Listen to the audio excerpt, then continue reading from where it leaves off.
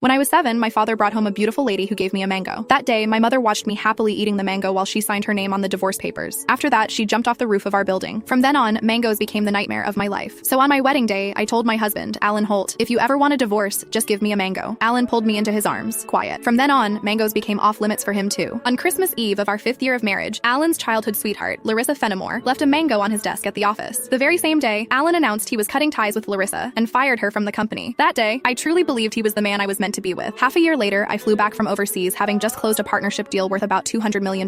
At the celebration dinner, Alan handed me a drink. After I had finished half the glass, his so-called childhood sweetheart, the woman who had been kicked out of the company, stood behind me with a big grin and asked, "Does the mango juice taste good?" I stared at Alan in disbelief, and he was trying hard not to laugh. "Don't be mad. Larissa insisted I played a little joke on you. I didn't actually give you a mango. I just gave you a bottle of mango juice." But I think she's right. The fact that you don't eat mangoes is a real problem. You were really enjoying that juice just now. My face went cold. I lifted my hand and threw the rest of the mango juice in his face, then turned around and walked away. Some things are never a joke. I wouldn't kid around with mangoes or divorce. Ms. Mendez, your stomach condition flared up again because of stress and emotional triggers. If there's something you really don't like to eat, you mustn't force it down again. The next time might not just be a stomach ache. We might have to remove part of your stomach. Stay in the hospital for observation for 1 day and contact your family as soon as you can. When I heard the doctor say that, I went completely quiet. For the sake of a new project, I had been overseas for 39 straight days, working day and night, and I finally made it back in one piece. I never expected that at the celebration dinner, 1 glass of mango juice from Alan Holt would land me right in a hospital bed. Out of habit, I tapped open my pinned chat, typed 2 words, and then realized something felt off. Looking closely, I confirmed that it was Alan Holt. He had just changed his profile picture. Now it was a green mango. While I was staring blankly at the chat window, Alan's call came through. He sounded cold. "I'm already home. Where are you?" I said nothing. Any other time, I would soften my voice and act like a spoiled little girl with him. But tonight, I honestly didn't know what to say. Alan sounded annoyed. "Myra, how long are you planning to keep this up? I'm at the hospital." Alan went quiet. He had never shown much interest in my health. He would never have guessed that 1 glass of mango juice from him would send me straight to the emergency room. "Stay put at the hospital. I'm coming over right now." I didn't want to deal with him, but my body was so weak that I didn't feel like moving at all. Time dragged by. The doctor came in to check on me 3 different times, and Alan still didn't show up. Right before I went to sleep, I glanced at my phone one last time and saw Larissa Fenimore's new post on her social feed. "Every time I get hurt, my knight in shining armor shows up. I'm so lucky." The picture under it was a shot of Alan putting a bandage on her. Larissa's profile picture was a yellow mango. It was pretty, but it made me sick. Alan and I had known each other for 10 years, and he had always known exactly where my bottom line was. After so many years in business, he also knew perfectly well how to keep a proper distance from other women. But now, he kept crossing that line again and again. In that case, our marriage and the newest project I had negotiated no longer needed to exist. I had closed a $200 million